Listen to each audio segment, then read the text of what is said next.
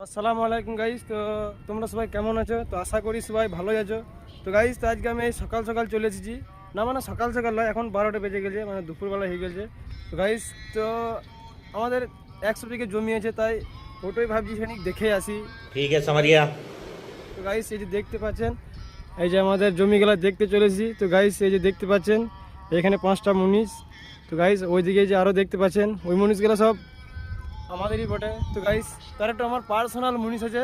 তো তোমরা সবাই দেখো, তোকে সবাই ধোকা দিয়ে দিয়েছে। তো কত টেনশনের গান শুনছে, তো দেখো গাইস, দেখো। তো গাইস, তো তোমরা দেখতেই পাচ্ছ এর কত টেনশন। তো গাইস, তো এই মুনিশটা সে আমারই বটে, মানে বুঝতেই পারছো যে আমি কেমন মানুষ। তো গাইস, তো এই যে দেখতে পাচ্ছেন আরও যে এইছে আমার এই বাকুরগুলো দেখতে পাচ্ছেন। তো গাইস, তো এগুলো সব আমারই বটে। তো গাইস, বুঝতেই পারছো তোমরা যে কেমন ভিআইপি আমি। তো এই যে দেখতেই পাচ্ছেন আমার ড্রেস কেমন আছে। তো গাইস, একেও শুধু দেখে নাও, এ আমার বন্ধু বটে। তো গাইস, তো আমার যে যে আর বাঁকুড়া গেলা আছে। তো গাইস, এই যে দেখতে পাচ্ছেন এইটা এখনও ধান পুঁততে বাকি আছে। তো গাইস, তো আমার এই যে ফাঁকিবাজ মনীষও দেখতে পাচ্ছেন।